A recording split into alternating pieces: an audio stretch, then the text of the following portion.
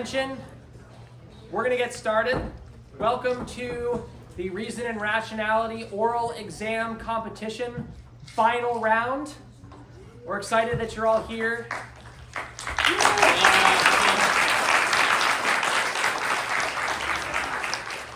And we're very excited to have a distinguished guest, Professor Sarah McGrath.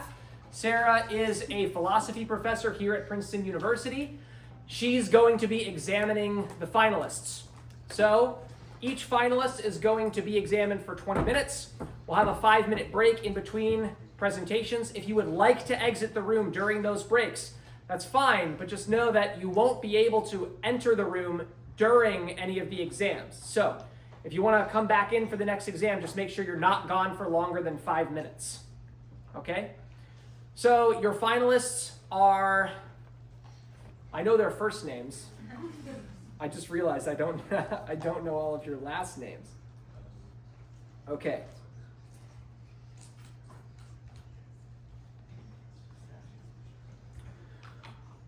All right, Benji. I'm going to go for your last name. I apologize if I get this wrong, but your first finalist is Benji Cherukuri. Curry, yeah. Cherukuri. All right, welcome up, Benji.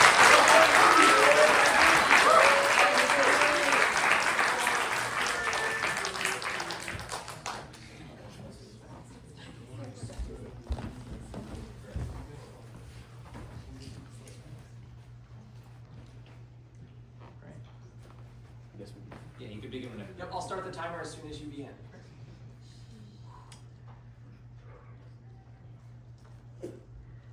Good afternoon. Today I will be defending the thesis that it is morally wrong for school administrators to mandate affinity group spaces. Now, when we think of affinity group spaces, we think of spaces dependent on specific parts of our identities, used to unite in adversity for community, and act racial solidarity in a way.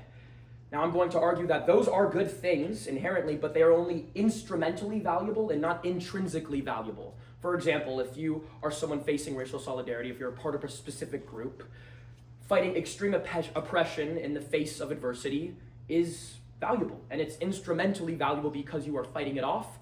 But even the benefits of just having it in ordinary circumstances in a school setting and mandating it, it is wrong. And I will argue this for 3 reasons. Now, the first reason being that it encourages reductive thinking. My favorite poet, Walt Whitman, once said, "I contain multitudes," and what he's basically saying is our identities are, in a way, a mosaic, and they should be seen in its entirety. But when we encourage reductive thinking by encouraging affinity groups, we are simplifying and reducing just to our marginalized traits. For me, it would be me as a brown-skinned man, going to Asian affinity because of me being Indian. Now, although that is an inherent bonus for me to unite all together, I'm being simplified to just that, and that is where argument 2 comes in, which is it risks prematurity, talking about inherently complex themes. Now, for students still figuring out their identities, reducing to just one thing and saying that this is the one thing we're going to be focusing on in our identities can be damaging. For a student just to say that this is mandated, and while they're exploring these concept things, to just have to go to them can be harmful. And that is why for reason 3 is because it exacerbates disunity. Now think of it, you're sort of in a way at a school in a state of tribalism by forcing kids into affinity groups. You have a Black student affinity group, a Latinx student affinity group, you have your Middle Eastern, and you have your Indian, but that itself, although created for unity, is done with separation of each other. And in those groups, you are going to talk about fears about the other people, and that can alienate people further. So if we all agree that one benefit of our society in the United States is to have interracial friendships and harmony, this seems counterproductive to that, and that is why it is wrong. Again, I want to state that I am not saying that what affinity groups can argue for, which is racial solidarity, is a bad thing, but arguing it just for the sake of arguing it in a school setting, absent of having an instrumental value towards it, like facing adversity, seems counterproductive. And that is my argument. Thank you.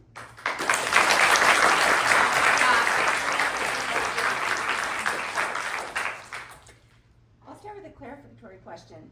When you say that it's wrong for the administrators to mandate the spaces, Are you saying it's wrong for them to force students to go to those spaces, or is it wrong for them to create the spaces?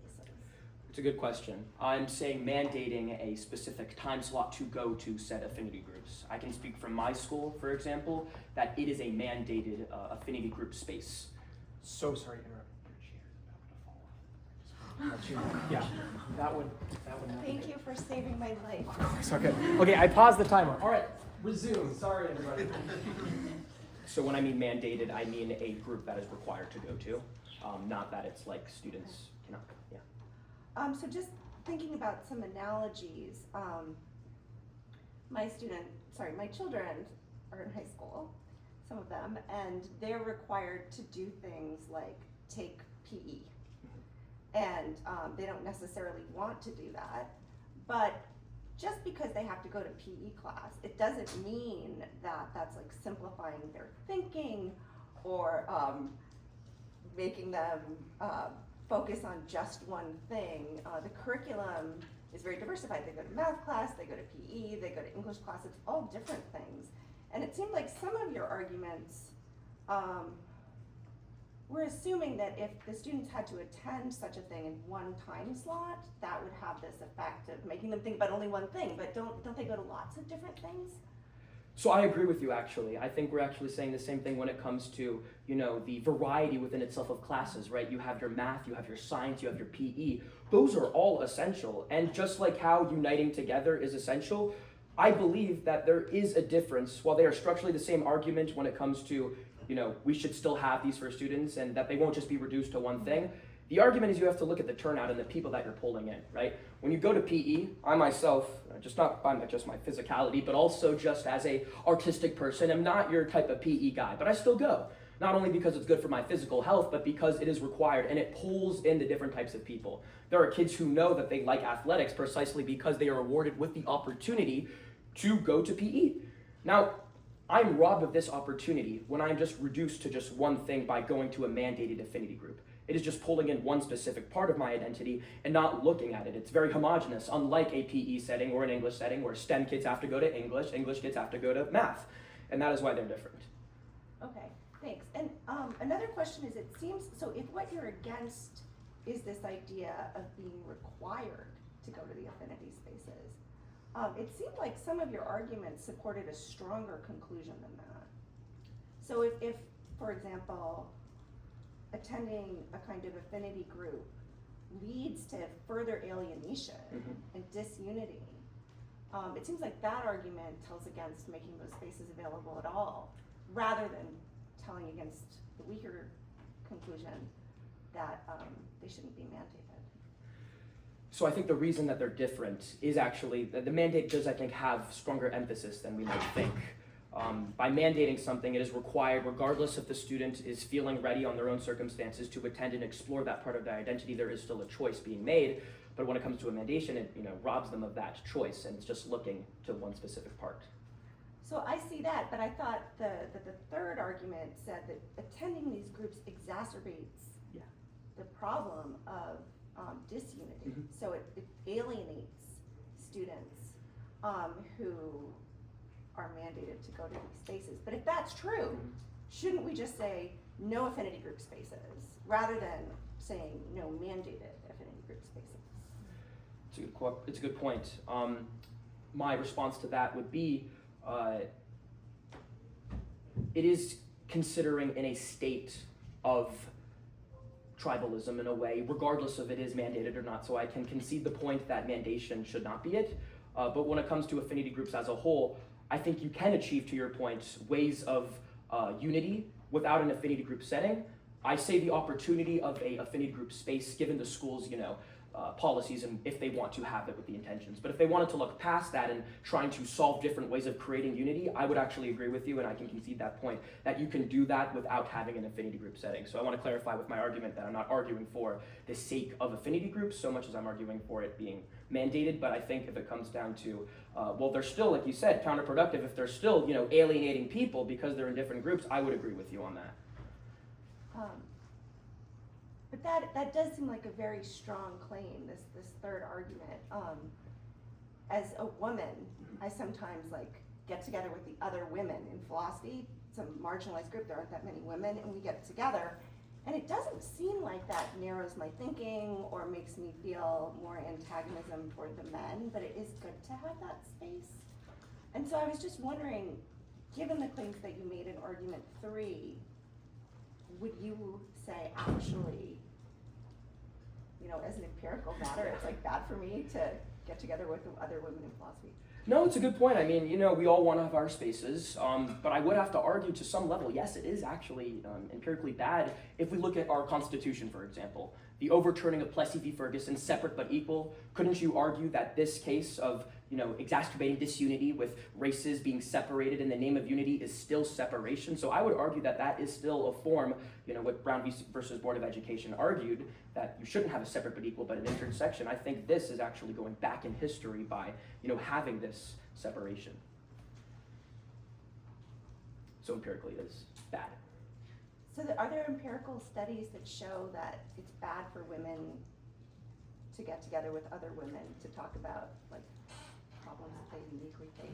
Well, just like how Brown versus Board of Education doesn't really talk about, you know, women in philosophy conversations, I'm looking more in a school setting, right? Yeah. Talking about a mandating. I think, I would hope that, you know, Yeah. when you go and have a great time with your, you know, fellow female philosopher friends and have these discussions, they're not forced on you to like have them, but you have this intuition to go to them by yourselves, which is why I would argue, you know, like I said to my earlier point on why I'm not saying abolish affinity groups entirely, just to your point, because you should still have the option to, you know, have conversations and discourse and projects with your, you know, fellow philosophers, just so have students can have the opportunity, if they would like, to have affinity groups. But the only difference is mandating.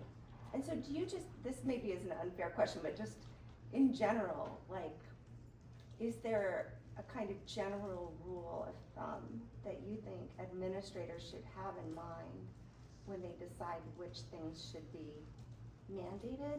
So going back to like the PE example, PE class, math class, English class, all these things can be sort of unpleasant, but some are mandated and some are not. Do you have a kind of rule of thumb in mind as to like, you know, a general principle that would have these mandated affinity groups fall on one side and these other things fall on the other side?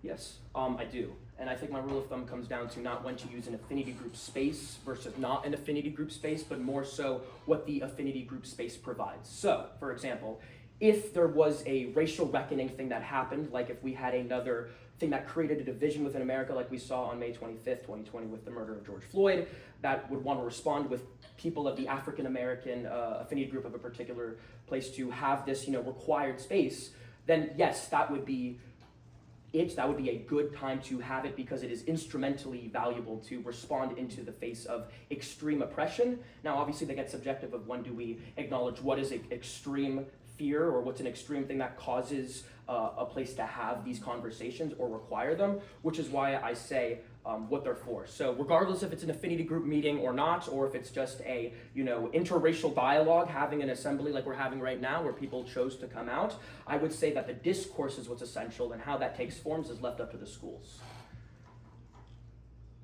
Okay, so the discourse is essential, Mm-hmm. and how it takes place is left up to the school. What I'm saying is, I'm just trying to connect well, yeah, this back to the mandate. I'm asking this to the mandating because, you know, you ask when is a good place to like show when it should be implied or when should it be imposed. What's the good rule of thumb, right? So to say that, you know, affinity groups should never be used in X, Y, and Z, you know, that leads to its own predicaments. Whereas like they feel that these students actually want to have a, you know, type of discourse or a type of conversation. So this way of having it to achieve like, you know, a conversation, if that's the goal, that can be done throughout having discourse, throughout, you know, having an affinity group space or not. But to the point on when is a good rule of thumb, regardless if you don't want it to get into the nitty gritty and just make a clear rule of thumb when, I would say when you're in response to extreme adversity and oppression, just like the murder of George Floyd, and encouraging these difficult conversations. Okay, sorry, are we still good on? Yeah, you got plenty of time. Okay. Just more specifically, what I meant was, which classes, but which kinds of things should be required for students to go? That's the rule of thumb I'm looking for. So I think you were asking the question, when should there be a conversation that brings up topics like race and different identities? But the question I was asking was more the question of, I'm an administrator and I'm deciding, like I'm looking at the time blocks. You know, my kids sometimes have to go to like personal finance. You know, it's just like there are these things that appear on the schedule. And some of them have had to do with like identities. But it seems like all the kids have to go to that. Yeah. And some people might object to that too. So I'm just wondering if like you in the back of your mind, because part of what you're against is mandating, requiring students, and I'm sympathetic to that. You know, I think at Princeton, the first year college students were required to go to something first time college students, the students who were the first person to go to college in their family, they were required to go to something and they didn't want to go. So and I was sympathetic to them. They were quite busy. They had all these other classes. And so I was just wondering, like, is there like a general thing you're thinking, you're fine with like all the school requiring all kinds of other stuff. You've singled out this as a thing that shouldn't be required. And what I'm looking for is the answer to that question, like that rule of thumb. That helps you to sort the things that it's legitimate for the school to require and the things that it's not legitimate for the school to require. Yeah, I think that's a fair question, and I'm sorry. Thank you for the clarification. If I wasn't answering it to the full capability, I will say then in that case, it really comes down to, my argument is about affinity groups and mandating those. And I would say that because affinity groups implies the division, I would say as long as it's not conditional to a specific part of an identity, just like how PE is not conditional to a specific athlete, I think it is fine to mandate them on a full basis. So but what is it about the identities that makes that something that shouldn't be mandated? Because you are inflicting a form of ideology that is saying that, hey, you need to be seen through this way, and these other people are seen through this way, and they are all the same, and it's forcing that agenda. Regardless, I'm not trying to bring in politics, and I know that word can be very triggering, but I want to say that it can be seen as a form of, violating one of our constitutional things, which is separate but equal. This seems like we're going back in time if there is division within them, but there's no division within PE, right? You suck through it. So yeah. So the students are being treated differently based on something like their race. Yeah. Like that's what you're objecting to. Well, treated differently, and you can't tell because you're just isolated from them. You're antagonized, and you are going to be away from them, and it's going to, if we want to increase, interracial friendships and harmony, this seems counterproductive to that. I mean, another, an argument that you didn't mention, and this is sort of what I had in mind by like a rule of thumb, was just like, it's not the school's business to get into like trying to help you understand your own identity. It's more their business to teach you like math, science, English. So something about like the purview, the natural purview of an educational institution. You want me to talk? Yes. So, maybe it's not their place is what you're saying for like to talk about a specific thing with their identity. I think some parents might feel They that would. way. Yeah. Yes. So like I said, and that's one of the things we've seen with anger because of DEI initiatives. The pendulum swings so far right because of, a fear that parents are getting alienated from their students, believing that their identities are being, flattened or diminished or just being seen as one thing. My response to that would be those are real concerns if you feel that there is, something wrong, but I think where it really comes down to is when it comes to the purpose for those conversations, or the purpose for that curriculum, or the purpose for those affinity groups. And like I said, I will stand by my claim that is only instrumentally valuable in response to oppression, in response to circumstance, given that there is a division between races or something that is happening social justice reckoning-wise.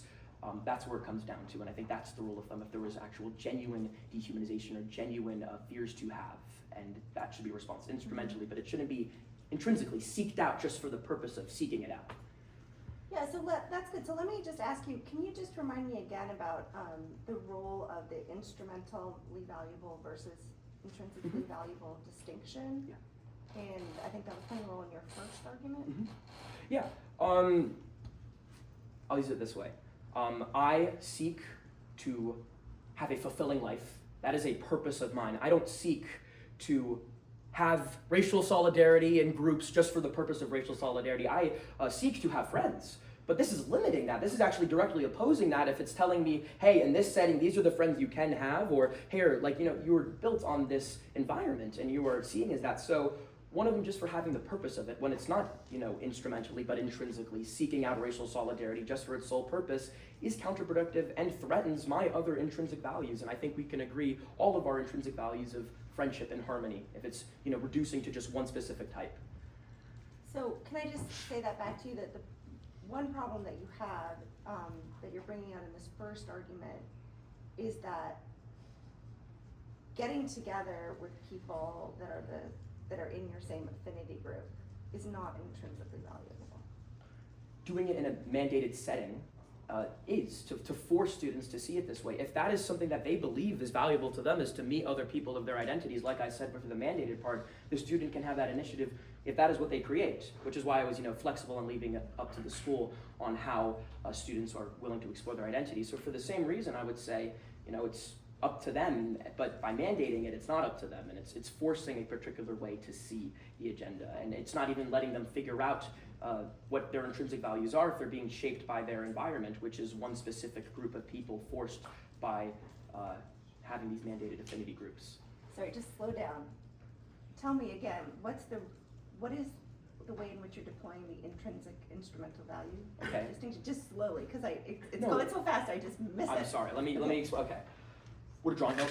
I mean, I Yes. feel like let's do let's do this. I'm a terrible drawer, but we can do this. Okay. So, all right. This is racial solidarity, right? Now, I'm going to argue that having racial solidarity is essential, not because it is a goal of mine and I want to have friendships or a community. I'll say community, right? That is a goal of mine I want to have, and it is a purpose I'm going to achieve. Racial solidarity is not a goal of mine. And if I want to have community and just, equal community, just, has no bounds of what race or what gender it's going to have, this is categorizing by forcing it into this. It's saying who I should hang out with and why. And therefore they are different. And I think that is where they differ. Does that make more sense and clarify it?